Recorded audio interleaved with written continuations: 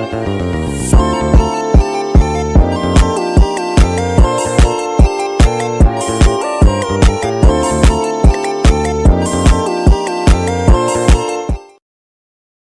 kita masuk ke bahasan kedua, yaitu tentang biaya dalam jangka pendek dan panjang. Dalam bahasan kedua, ada pemahaman-pemahaman yang harus kita kuasai ya teman-teman. Yang pertama ada konsep biaya jangka pendek, yang kedua kurva TC, FC, VC, ada kurva MC, kurva AC, hubungan MC, ATC, AVC, konsep biaya jangka panjang, cost of capital, ada iso cost, ada kombinasi input optimal. Banyak banget tapi nggak apa-apa, kita belajar bareng ya. Teman-teman, di bahasan 1 kan tadi kita sudah membahas tentang fixed cost dan variable cost, di mana analisisnya adalah jangka waktunya. Jadi kalau misalnya jangka waktunya pendek atau short term, hampir semua biaya itu fixed. Kalau dalam jangka panjang, hampir semua biaya itu variable. Jadi, analisis kita kali ini beranggapan bahwa ada dua input ya, ada capital dan ada labor. Namun, karena jangka pendek, nilai capital adalah fix, sedangkan labor termasuk komponen variabel. Nah, jadi gini teman-teman, kenapa sih dalam jangka pendek nilai capital itu fix gitu ya? Nilai capital itu contohnya apa? Contohnya sewa gedung atau pabrik, nanti juga ada peralatan dan mesin, terus ada gaji karyawan tetap. Jadi ini biaya-biaya yang harus dikeluarkan perusahaan meskipun mereka tidak memproduksi apapun, meskipun mereka shutdown ya. Jadi dia tidak memproduksi output. Jadi dia no unit gitu produksinya. Tapi perusahaan ini maksudnya dia tidak berhenti gitu ya, tidak keluar dari pasar, dia hanya shutdown gitu maksudnya. Jadi ada fix yang harus dikeluarkan, ada fix cost yang harus dikeluarkan, walaupun perusahaan itu tidak memproduksi apapun. Nah, itu ya capital-capitalnya kayak sewa gedung atau pabrik, ada peralatan dan mesin, gaji karyawan tetap. Jadi, walaupun perusahaan itu tidak memproduksi apapun, dia akan tetap membayar gaji karyawan yang sudah disetujui di awal gitu. Terus kenapa labor dalam jangka pendek itu variable? Karena gini teman-teman, labor atau tenaga kerja itu dianggap variable karena jumlahnya itu dapat diubah dengan lebih mudah dibandingkan dengan modal. Nah, penting untuk dicatat ya bahwa tenaga kerja ini atau labor ini nanti dia akan mengikuti output yang kita produksi gitu. Jadi semakin besar output yang kita produksi, maka tenaga kerja yang kita butuhkan ya, tenaga kerja yang kita butuhkan itu akan semakin banyak juga kan gitu. Jadi makanya dia variable cost karena dia dalam jangka pendek itu labor masih bisa kita ubah, labor ya, bukan gaji karyawan tapi labornya, tenaga kerjanya. Nanti ada perekrutan gitu. Atau nanti dalam jangka pendek misalnya perusahaan hanya memproduksi sedikit daripada periode sebelumnya gitu. Nanti berarti ada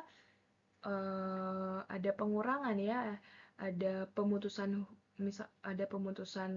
hubungan kerja dengan labor gitu. Kalau misalnya memang tidak ada kontraktual atau persetujuan resmi di awal gitu. Jadi memang dalam jangka pendek ini ya kita asumsinya di sini capitalnya itu fix sedangkan labornya adalah variable. Dalam bagian ini, tujuan utama kita ini adalah menganalisis bentuk dan hubungan antar kurva biaya. Jadi nanti ada TC, ada FC, ada VC, ada MC, ada ATC, ada AFC, dan juga ada AVC.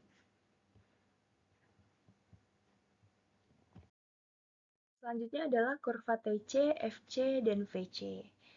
Kurva biaya, apapun itu, akan menunjukkan hubungan antara jumlah output yang diproduksi di sumbu X dan biaya atau cost di sumbu Y. Lihat ya teman-teman, kurva biaya, jadi kurva biaya itu ada sumbu X dan sumbu Y, sumbu X dan sumbu Y, di mana sumbu X-nya itu kita letakkan kuantitinya.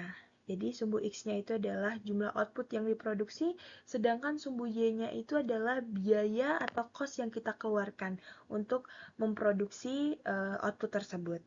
Saat kita menganalisis fungsi produksi di pertemuan 4 ya teman-teman, kita belajar tentang teori produksi, kita belajar juga tentang fungsi produksi di sana. Kita juga mengenal adanya kurva total product function yang menjelaskan hubungan antara input yang dimana kita pakai satu input di sana, ada inputnya labor dengan outputnya quantity, dan peletakan dari quantity atau inputnya itu berbeda ya dari kurva biaya.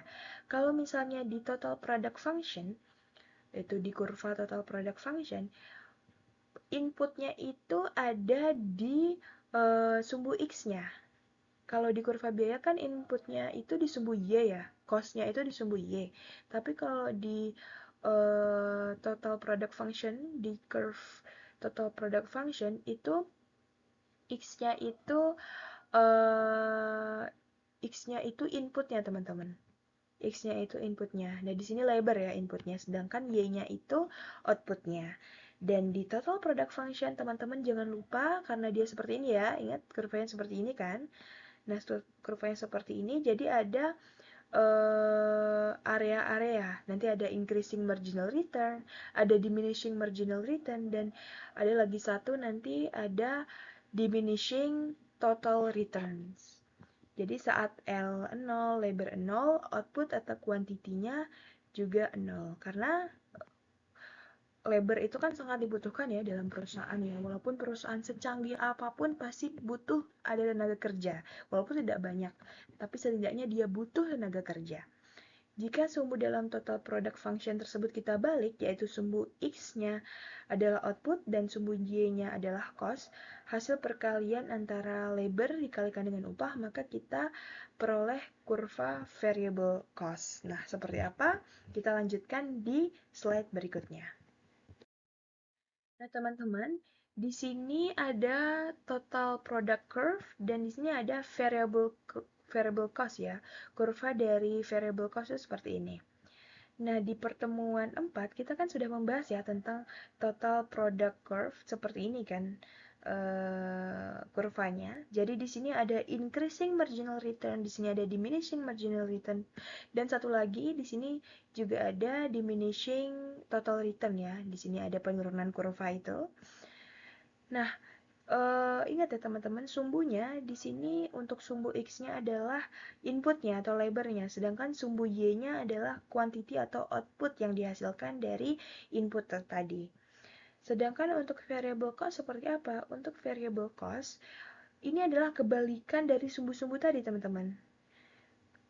Dan di Y ini kan cost-nya kan. Y ini cost-nya, sedangkan X-nya adalah output-nya. Kalau di total product curve nih, lihat total product curve, Y-nya itu output-nya. Kalau di variable cost, X-nya itu output-nya. Nah, di sini sebenarnya total product curve itu sama dengan variable cost yang kita balik. Atau variable cost itu sama dengan total product curve yang kita balik, yang kita putar gitu ya. Kalau misalnya kita pindahkan kuantitinya di X dan L-nya di Y, maka kita akan mendapatkan kurva VC. Jadi jelas ya hubungannya ya. Kita lanjutkan pembahasan kita tentang kurva TC, FC, dan juga VC. Karena nilainya tetap, dalam hal ini adalah capital ya, ingat. Dalam jangka pendek, karena kita masih belajar tentang jangka pendek teman-teman, dalam jangka pendek capital itu tetap, tapi labor itu adalah variable cost ya, jadi dia berubah-ubah. Ingat, dalam jangka pendek capital itu tetap, sedangkan labor itu berubah-ubah atau variable ya. Berapapun yang diproduksi, kurva FC berbentuk mendatar.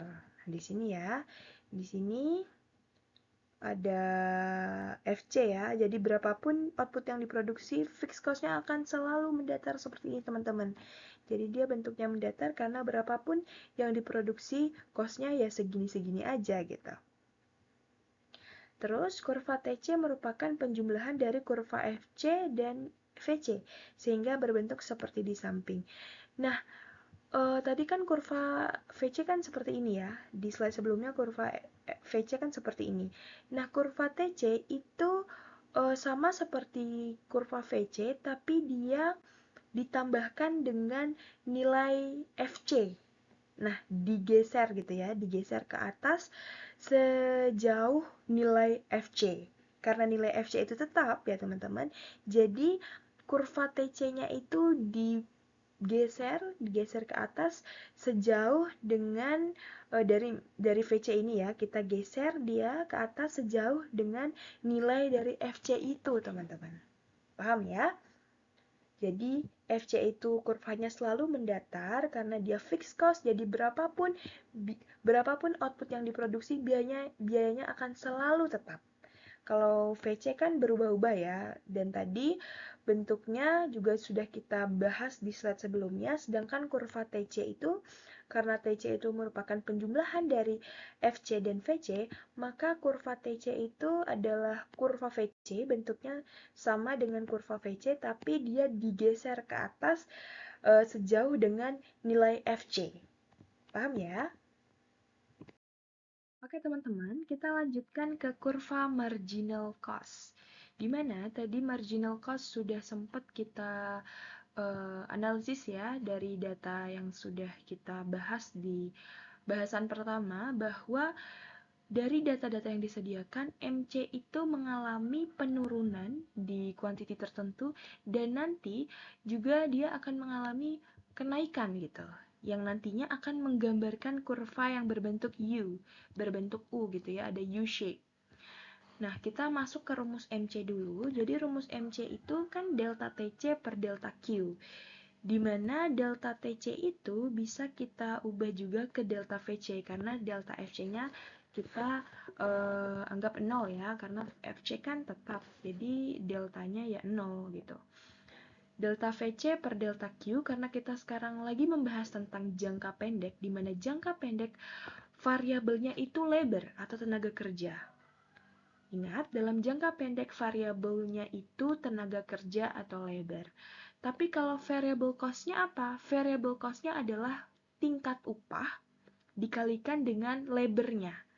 Ingat ya, variable cost kan biaya yang kita keluarkan ya, biaya yang kita keluarkan dan itu berubah-ubah. Dan di sini variabelnya adalah labor. Sedangkan variable cost-nya adalah tingkat upah dikalikan dengan labor. Sedangkan delta VC atau perubahan variable cost itu berarti tingkat upah dikalikan dengan perubahan tenaga kerja atau delta L dibagi dengan delta Q. Nah, di teori produksi ya teman-teman, di teori produksi di pertemuan keempat kita mengenal bahwa marginal product of labor, karena di sini kita masih tentang labor ya, variable utamanya, variable unitnya itu labor, maka MPL itu sama dengan delta Q per delta L. Sehingga apa? Sehingga MC sama dengan tingkat upah dibagi dengan MPL ya. Di sini ya tingkat upah dilambangkan dengan omega gitu. Jadi MC sama dengan omega dibagi dengan MPL. Nah, kenapa rumusnya didapat seperti ini? Karena kan tadi MPL delta Q per delta L. Kalau delta L per delta Q berarti kan 1 per MPL. Berarti MC sama dengan omega atau tingkat upah dikalikan dengan 1 per MPL. Jadi MC sama dengan tingkat upah atau omega dibagi dengan MPL. Nah, dari persamaan di atas, dari persamaan yang ini, MC ini mempunyai hubungan terbalik dengan marginal product. Marginal product artinya marginal product of labor ya di sini, yang dimana labor ini akan mempengaruhi produk, mempengaruhi output yang dihasilkan. Nah, di sini MC mempunyai hubungan terbalik dengan marginal product. Saat marginal produknya naik, MC akan turun dan sebaliknya saat MPL turun. Nah, teman-teman, Di sini dari persamaan di atas kan tadi ya, MC sama dengan omega per MPL, di mana MC dan MPL ini mempunyai hubungan yang terbalik. Semakin besar MPL-nya, maka MC-nya semakin sedikit. Semakin kecil MPL-nya, maka MC-nya semakin besar. Lihat saja ya, bahwa MPL di sini posisinya sebagai pembagi, sedangkan MC adalah nilai. Pada awal produksi, biasanya perusahaan ini mengalami increasing marginal return atau nanti marginal produknya akan naik. Dan kemudian mengalami diminishing marginal return, MP-nya akan turun. Oleh karena itu, bentuk kurva MC sebaliknya, teman-teman. Bentuk kurva MC sebaliknya. Karena apa? Karena tadi, marginal product dan marginal cost itu mempunyai hubungan yang terbalik. Jadi turun, kemudian naik. Makanya bentuknya U-shape. Kalau tadi di marginal return ya, marginal return di teori produksi kita paham bahwa kurva marginal product itu kan bentuknya seperti ini ya. Bentuknya seperti ini, kayak seperti bukit gitu. Jadi dia naik dan turun. Tapi kalau bentuk kurva MC itu sebaliknya. Jadi bentuknya seperti U. Kebalikan dari kurva MP gitu. Jadi bentuknya seperti U. Jadi turun kemudian naik. Oke, selanjutnya kita lanjutkan pembahasan kita ke kurva average cost atau kurva AC. Kurva FC itu akan turun dari curam ke mendatar. Ingat rumus dan karakteristik fixed cost seiring dengan kenaikan output. Jadi, kalau FC itu kan bentuknya horizontal ya teman-teman, sejajar dengan sumbu X, tapi kalau AFC itu akan turun dari curam ke mendatar. Jadi dia nanti bentuk kurvanya seperti itu. Dari curam turun ke mendatar. Nah, ingat ya bahwa FC itu kan cost-nya tetap ya. Jadi cost-nya tetap, maka nanti yang berpengaruh adalah kenaikan output-nya. Jadi semakin output-nya itu semakin naik, maka AFC-nya itu akan semakin turun karena pembaginya semakin besar ya. Jadi AFC-nya semakin turun, maka dia akan mendekati kurva mendekati sumbu X tapi tidak sampai memotong. Oke? Itu AFC. Bagaimana dengan AVC? AVC rumusnya sama dengan VC per Q, di mana variable cost-nya itu sama dengan tingkat upah dikalikan dengan lebar, omega kali L, dibagi dengan Q. Dari persamaan ini, kurva AVC akan berbentuk U-shape ya teman-teman. Akan berbentuk U-shape karena adanya property increasing marginal product di awal, dan selanjutnya diikuti oleh diminishing marginal product. Sama seperti MC. Kurva ATC atau akumulasi penjumlahan dari kurva AFC dan kurva AVC. Jadi, oleh karena itu kurva ATC ini juga akan berbentuk U-shape dengan gap AVC yang semakin kecil seiring dengan pertambahan kurva. Oke, lebih jelasnya kita akan lihat di slide berikutnya. Selanjutnya adalah hubungan MC, ATC, dan AVC. Di sini ada pertanyaan-pertanyaan ya teman-teman. Mengapa EC memotong ATC di titik minimum? Jadi bayangkan ATC adalah rata-rata sedangkan MC adalah sub rata-rata yang akan diperhitungkan dalam ATC. Jadi kayak IP gitu ya. Jadi ATC itu IPK, IP kumulatif, sedangkan MC itu IPS, IP semesteran gitu. Jadi MC ini akan diperhitungkan dalam ATC. Jika MC lebih kecil dari ATC, maka rata-rata biaya totalnya akan menurun ya, sama seperti IP semesteran. Kalau IP semester kita turun, maka nanti IP kumulatifnya juga akan turun. Jika MC lebih besar, maka ATC-nya juga akan naik gitu. Oleh karena itu, MC akan memotong ATC dan juga AVC di titik minimumnya atau di titik baliknya. Oke, kita akan bahas di slide berikutnya dan kita gambarkan dengan kurva-kurva dari cost-cost tersebut. Nah, teman-teman, ini ya hubungan antara MC, ATC, dan juga AVC. Oke, nah tadi kan aku di slide-slide sebelumnya udah bilang kalau ATC, AVC, MC itu berbentuk U-shape, berbentuk huruf U. Nah ini, bentuknya seperti ini teman-teman. Dia berbentuk U-shape, berbentuk huruf U. Nah, seperti ini ya. Jadi nanti ada penurunan dan juga ada kenaikan gitu. Karena tadi dia karakteristiknya berbanding terbalik dengan marginal product ya. Kalau marginal product kan dia naik habis itu turun. Jadi ada increasing marginal product, ada diminishing marginal product. Kalau MC, ATC, AVC dia turun dulu baru naik gitu. Jadi makanya bentuk kurvanya kayak huruf U. Sedangkan AFC itu kan bentuknya menurun ya, menurun dari curam ke mendatar. Sedangkan kalau FC kan tadi mendatar aja terus. Kalau AFC itu menurun dari curam ke mendatar. Kenapa bentuknya seperti ini? Kenapa dia mendekati sumbu X? Karena AFC itu kan perhitungannya FC per Q, di mana FC-nya itu tetap, sedangkan Q-nya itu akan bertambah. Jadi Q-nya itu kita asumsikan bertambah ya, dari data sebelumnya itu kan bertambah tuh tiap tahunnya, makanya dia akan menurun dan mendekati sumbu X tapi tidak sampai memotong. Nah itu bentuk-bentuk dari kurva MC, ATC, AVC, dan juga AFC, sedangkan hubungannya seperti apa? Oke, hubungannya adalah tadi MC kita satu-satu ya, jadi dari hubungan MC dan ATC dulu. Tadi kan asumsinya MC itu kayak IP semester, ATC itu kayak IP kumulatif ya. Jadi kalau MC ini turun, ATC-nya juga ikut turun teman-teman. Nah, artinya jika MC itu kurang dari ATC atau kurva MC itu di bawah kurva ATC ya, ini ya perbandingannya kayak gini. Jadi kurva MC di bawah kurva ATC, maka kondisinya ATC lagi turun nilainya. Oke? Sedangkan jika nilai MC atau kurva MC ini di atas kurva ATC, maka kondisinya nilai ATC lagi naik. Oke, ingat bahwa jika MC kurang dari ATC, maka ATC naik. Turun maksudnya. Jika MC kurang dari ATC, maka ATC akan turun. Jika MC lebih dari ATC, maka ATC naik. Oke? Karena ATC ini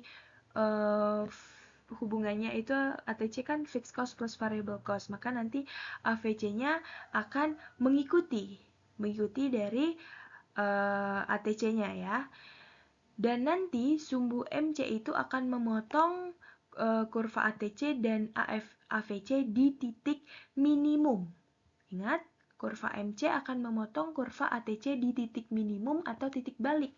Titik balik itu artinya dia gini, jadi dari turun habis itu ke naik lagi, jadi balik dia gitu. Dari turun naik, nah ini dipotong, kurva MC memotong kurva AVC dan ATC di titik minimumnya atau di titik baliknya. Oke. Nah, AVC itu akan semakin lama semakin mendekati ATC. Oke teman-teman, jadi di sini gap antara ATC dan AVC itu kan semakin kecil ya. Jadi nih, gapnya tuh jaraknya itu kan nih besar, kecil. Kenapa seperti ini? Nah, kita ingat-ingat lagi bahwa ATC itu kan penjumlahan dari ATC dan ATC itu kan penjumlahan dari AVC dan AFC ya.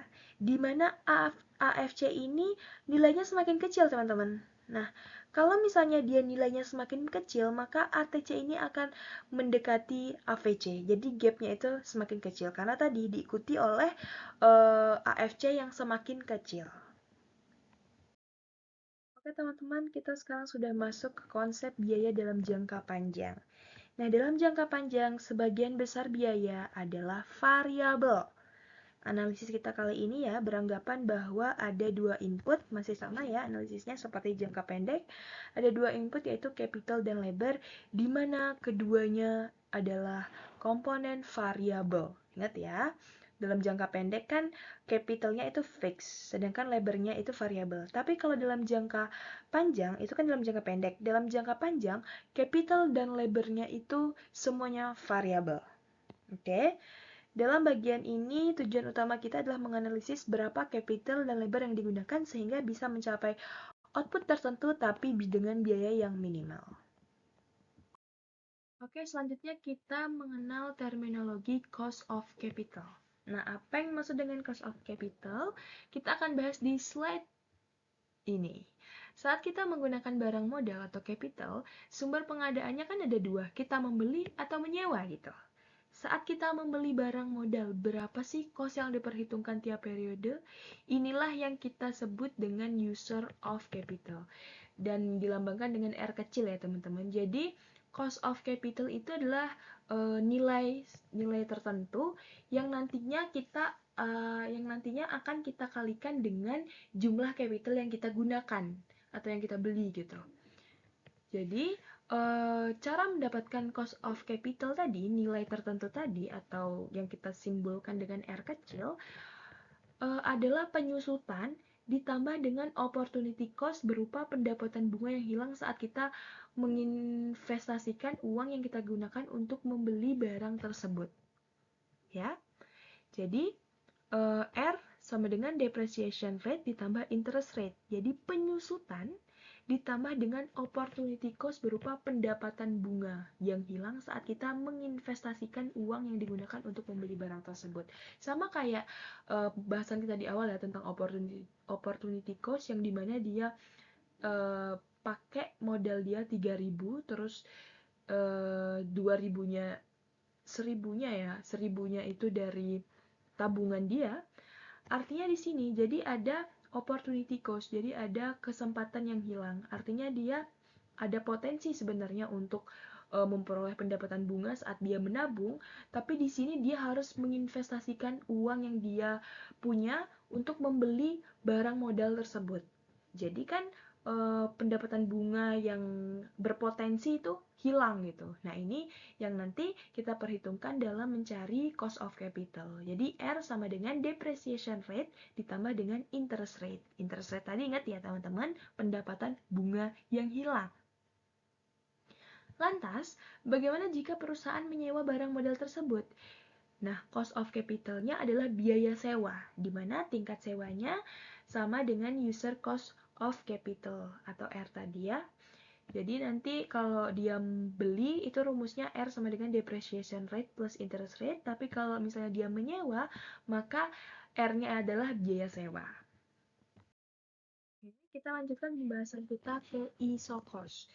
Nah, di sini ada ISO cost line. ISO cost line itu adalah garis yang menggambarkan semua bundle labor dan capital ya sebagai inputnya. Jadi ada labor dan capital. Jadi kombinasi dari labor dan capital yang bisa digunakan atau dibeli dengan biaya atau cost tertentu. Jadi konsepnya sama kayak budget line ya. Dan ISO cost itu ada rumusnya.